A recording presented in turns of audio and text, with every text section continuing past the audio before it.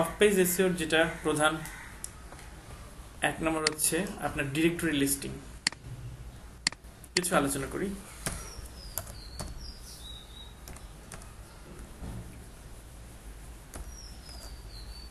Directory submit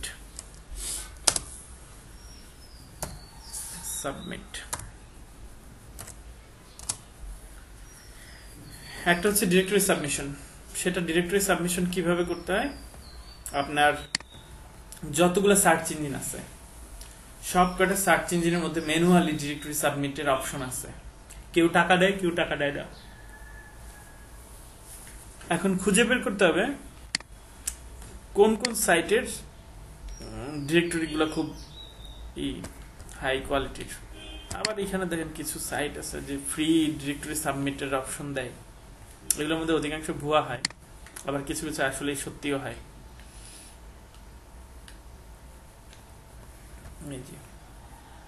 এইগুলাকে বলতেছে সে top, বর্তমানে Alexa ranking এ যেগুলা টপে আছে, যেগুলো টপে আছে সেগুলোর মধ্যে আপনি ডিরেক্টরি যদি সাবমিট করেন তাহলে আপনার সাইটের ব্যাকলিঙ্ক তৈরি হবে এবং যত পেজ র্যাঙ্ক ভালো হবে, যেমন 7 পেজ র্যাঙ্ক। 7 পেজ র্যাঙ্ক মানে হচ্ছে এটার লিঙ্ক ভালো আছে। সুতরাং এইটাই যদি আপনি সাবমিট করতে পারেন, বেশি দেখি বুঝাইতেছে কম দেখি বুঝাইতেছে স্যার। 10 এ 10 পাইছে, এর 10 এ 7 পাইছে। 10টা কি এটা মানে এটা হচ্ছে একটা পূর্ণমান। আচ্ছা পূর্ণমান, ঠিক আছে, সেখানে আপনি 7 পাইছেন, তাহলে পেজ র্যাঙ্ক সেটা ভালো। আচ্ছা আচ্ছা। আর 5 মানে হচ্ছে মোটামুটি মাঝামাঝি। কিন্তু যেইটাই থাকুক না কেন এই সব সাইটের ভিতরে আপনি যদি আপনার ডিরেক্টরি সাবমিট করতে পারেন দেন আপনার সাইটের ভ্যালু একটু হলেও বাড়বে। ডিরেক্টরি সাবমিট বিষয়টা কি স্যার? এটা যত জায়গায় আপনি পাবলিশ করতে পারে আপনারই ব্যাকলিংক এটা স্যার বুঝিয়ে দিয়েছে। সরি, এখানে 0 মানে হচ্ছে আগে, 10 এ 0 ভুল বলছি। 0 মানে হচ্ছে আগে, 0 মানে মানে কম যেটা ওটা ভ্যালু বেশি, কম যেটা ভ্যালু বেশি। আসলে আমি এখনো শিওর না, আরেকটু শিওর হয়নি। মাই সাইট কস্ট .ru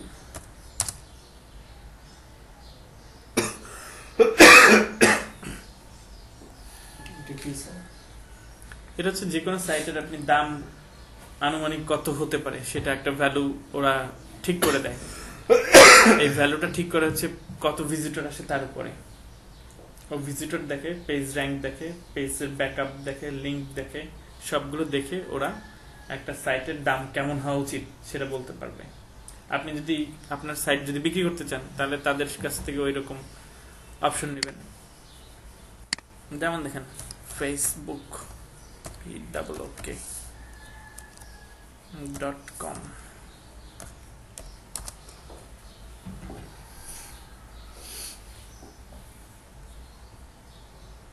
ট্রান্সলেটের অপশন আছে আপনার? নাই তো।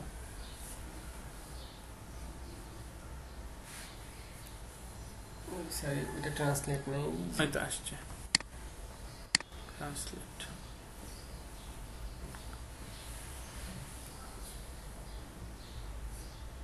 ট্রান্সলেট করতে পারবে।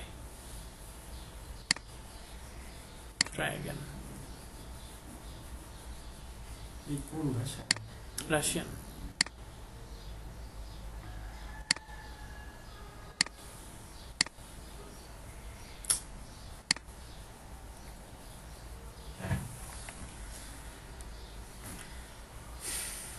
স্লো কাজ করতেছে।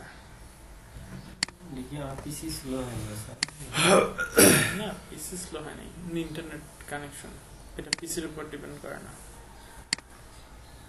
ঠিক আছে, আমি যেটা দেখাচ্ছি দেখেন।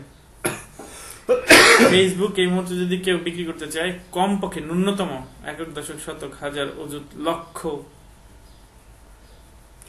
86 কোটি ডলার খরচ করতে হবে। 86 কোটি না, 87 কোটি ডলার খরচ করতে হবে কিনতে হবে। তাহলে তো কমে গেছে স্যার, খুব বেশি না তো। কম কোথায়, আপনার টাকা বাইর করেন। টাকা তো অনেক কিছু, কিন্তু এই টাকাতে দেখেন 120 কোটি ইউজার প্রতিদিন ফেসবুক ভিজিট করতেছে। 120 কোটি। তাদের মধ্যে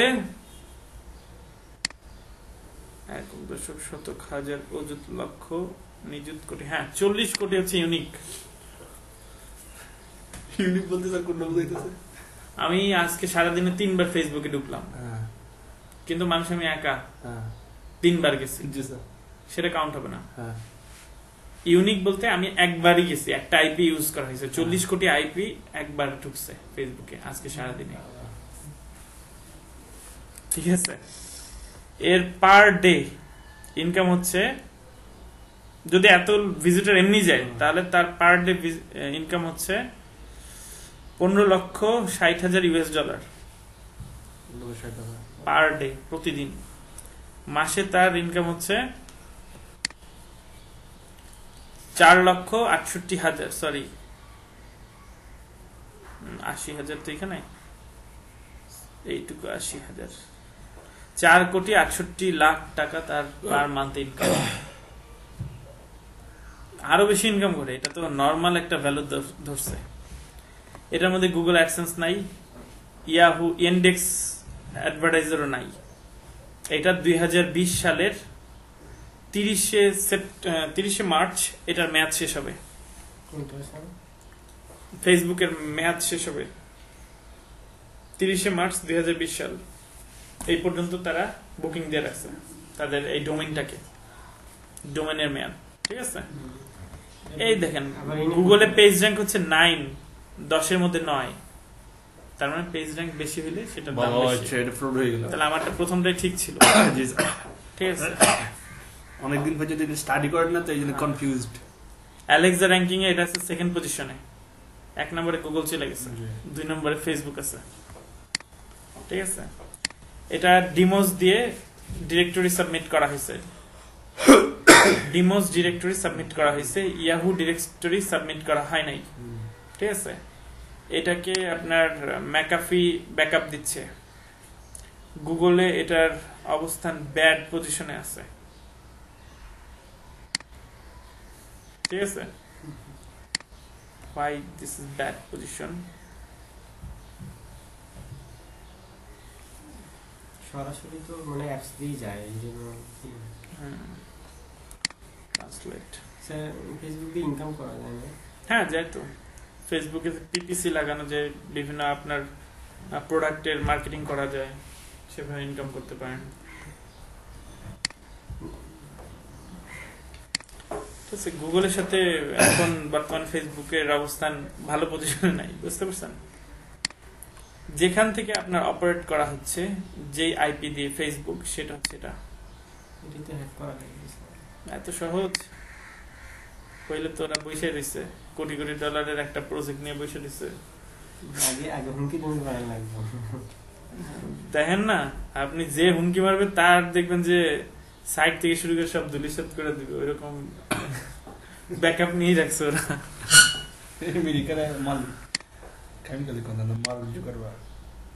ঠিক আছে, তো সোজা কথা এখান থেকে আপনি বুঝতে পারবেন আপনার সাইট। এখন দেখেন বাংলাদেশের প্রথম আলো, বাংলাদেশের মধ্যে সবচেয়ে কোন সাইটটা স্যার বেশি ইয়ে হচ্ছে? প্রথম আলো। প্রথম আলো। ঢাকা স্টক দেখছি নাম্বার 6 পজিশন না কত হবে? বাংলাদেশে 1 নম্বরে এখনো ফেসবুকই আছে আর গুগল আছে। না না, আমাদের নিজস্ব কথা, আমাদের নিজেদের দেশের সাইট। জি স্যার। তা দেখতে হইলে এখানে আসতে হবে অ্যালেক্সাতে।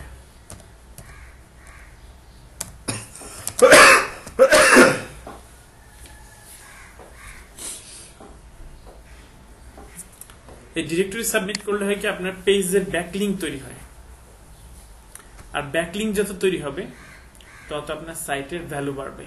মানে আপনার ওরা গুনবে হচ্ছে কত জায়গায় আপনার ব্যাকলিংক আছে। আপনার সাইটের 10,000 ব্যাকলিংক পাইলে তারা ভাববে যে না, এই সাইটটা অনেক জায়গায় পরিচিত, নইলে এত ব্যাকলিংক থাকার কথা না। তাহলে সেই অনুযায়ী অ্যালেক্সার র্যাঙ্কিং আপনি বাড়বেন।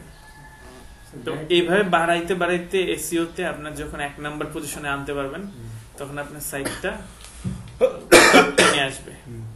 টপ 10 মানে প্রথম 10টার মধ্যে আনতে পারলে আপনি পেমেন্ট ভালো পাবেন এসইওতে যারা মার্কেটিং করে তাদের জন্য। বুঝতে পারছেন?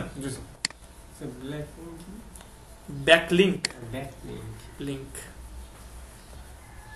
দেখেন সারা ওয়ার্ল্ড ওয়াইড 1 নম্বরে এখন গুগল আছে, 2 নম্বরে ফেসবুক, 3 নম্বরে ইউটিউব, 4 নম্বরে বাইদু, 5 নম্বরে ইয়াহু, 6 নম্বরে অ্যামাজন, 7 নম্বরে উইকিপিডিয়া, 8 নম্বরে কিউকিউ। বাইদু কিউকিউ দুইটাই চায়নার কিন্তু বিখ্যাত। এরপর আছে ইন্ডিয়া, যেহেতু 100 কোটি, এরপর গুগল ইন্ডিয়া আছে। নিজেদের সাইট ইয়ে করতেছে। না, বাংলাদেশে যেমন google.com.bd আসে, এটা আমরা বেশি ইউজ করলে এটাও 1 নম্বরে চলে আসতো, বুঝছেন? কিন্তু ইনটা ওদের দেশে এত বেশি হয়, এটা ওয়ার্ল্ডের মধ্যে 100 কোটি একটা অ্যাভারেজে চলে আসছে, এটা 9 নম্বরে। স্যার চাইনারা এরা নিজস্ব করতেছে, ইন্ডিয়ারা নিজস্ব করে না, এটা বাইরে তো কত কিছু ইউটিউবে চলছে। এরপর টুইটার 10 নম্বরে, লাইভ 11 নম্বরে, হ্যালো, টাওবাও এটা আপনার এই তো ক্লাস করতেছি। এটা আপনার চায়নার, টাওবাও চায়নার, এর পরেরটাও চায়নার, সিনে হ্যাঁ চীনা।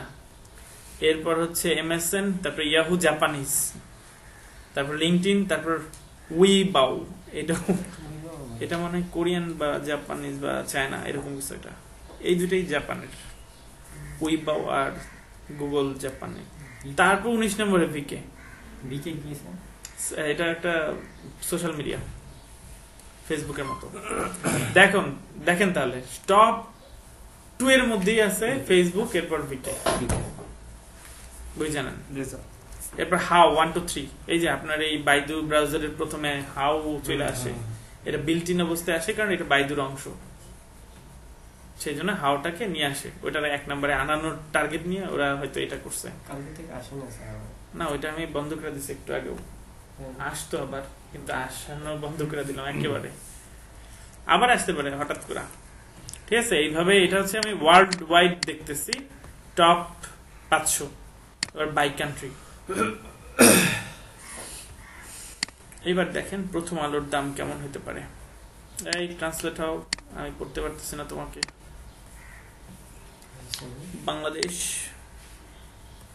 বাংলাদেশে google.com 1 নম্বরে, ফেসবুক 2 নম্বরে, গুগল বিডি 3 নম্বরে, ইউটিউব 4 নম্বরে, প্রথম আলো 5 নম্বরে। তার মানে এই কয়টা তো সব দেশের জন্যই অ্যাভারেজ, কিন্তু টপ 1 নেই। বাংলাদেশে যদি বাংলাদেশি সাইটের ভ্যালু ধরেন তাহলে প্রথম আলো 1 নম্বরে, বুঝতে পারছেন? তারপর দেখেন আমাদের বদৌলতে ব্লগ স্পট চলে আসছে 7 নম্বরে, আউটসোর্সিং এর প্রযুক্তির কারণে। এরপর আসছে বিডি নিউজ 24। এই স্যার এটা মনে হয় কারো ব্যক্তিগত না স্যার? কোনটা? বিডি নিউজ, তারপরে প্রথম আলো, এটা তো ব্যক্তিগতই। তারপর বাংলা নিউজ 24 ও ব্যক্তিগত। টুইটার হলো আলাদা। আর পর্ন সাইটের জন্য এক্স ভিডিওস 13 নম্বরে চলে আসছে। বাংলাদেশে এরকম নেই। কি করে 13 নম্বর এর মতো ভালো হয়, 2-3 নম্বরে নাই যে এটা হলো কথা। এইটা যে হারে বাড়তেছে, এটা 1 নম্বরে চলে আসতে পারে, অসম্ভব কিছু না। পরেই আছে।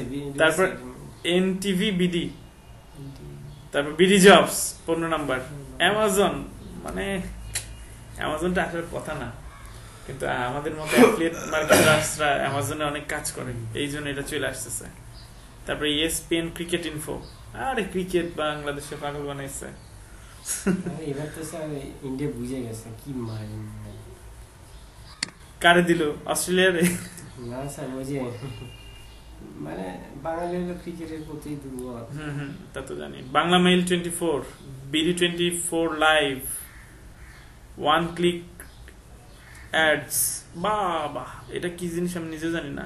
কালের কণ্ঠ, আংশিক নয় পুরো সত্য, মানে এগুলো টপ 25 আছে। তাহলে তো আমারটাও বানায় ফেলতে পারি। বানান স্যার, প্রথম 25 তে আসার ব্যাপার না, পরিশ্রম করতে হইতে এগুলো, পোস্ট দিতে, আমার সময় নেই, এটাই সমস্যা। পাবলিকের ডিমান্ড করতে হয়, পরিপূর্ণ করতে। লুক কিছু রেখে দিন স্যার, তাই কিছু সাংবাদিক রাখেন 10-12 লুক কাটা। তো দেখেন প্রথম আলোর দামটা খেয়াল করি, $15 লাখ, খুব বেশি না। বাংলাদেশে কোন সাইট $15 লাখ পাইবেন? ঠিক আছে। এর পার ভিজিটর দেখেন, পার ডে 7 লক্ষ ইউনিক ভিজিটর ঢুকে ওয়েবসাইট, প্রায় 8-10 কোটি আর কি টাকা বাংলাদেশে। 21 লাখ ওয়ার্ল্ড ওয়াইড ঢুকে পার ডে ভিজিটর, 21 লাখ।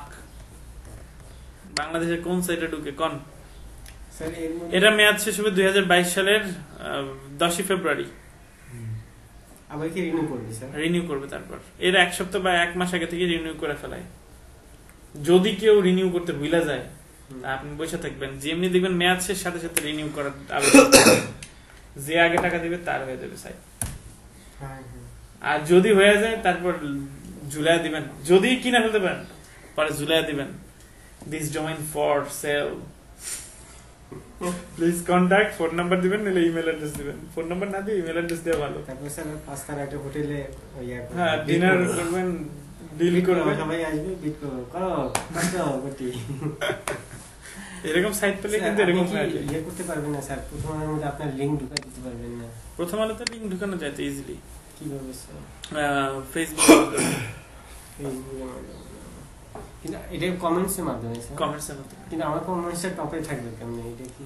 ও না, এটা হচ্ছে যে আগে দিবে তারটা ধীরে ধীরে নিচে নামবে, মানে পরে যারা দিবে তাদেরটা উপরে আসতে থাকে। তো আপনার করতে হবে কি, টপে যদি আনতে চান সব কমেন্টস এর পরে আরেকটা গিয়ে কমেন্টস দিবেন, মানে সবাই কমেন্টস দিতেছে বা 10টা কমেন্টস এর পর পর একটা কমেন্টস আপনার ঢুকাবেন, এটা আগে নিয়ে বসে থাকতে হবে, তা থেকে অনেক ভিজিটর আসবে। ব্যাপারটা এরকম অনেকটা, ঠিক আছে? তো এগুলা নরমালি আলোচনা করা হয়েছে কিভাবে সাইটকে টপে আনতে হয়, সেটার হালকা পাতলা আলোচনার জন্য এটুকু দেখানো হইলো। 1 নম্বর হচ্ছে ডিরেক্টরি সাবমিট, তারপর হচ্ছে পিং, PING, পিং মাই সাইট, সাইটকে পিং করার একটা ব্যবস্থা করা লাগে, সেটা পিং সাইট,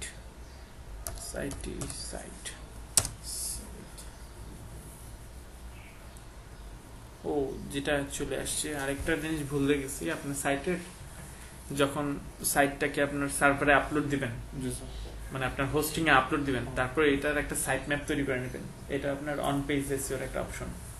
সাইট ম্যাপকে পুরা ইজিলি বুঝতে পারে এখানে কতগুলো পেজ আছে, গুগল সেভাবে প্রত্যেকটা পেজকে নিয়ে আসতে পারে টপে, ঠিক আছে?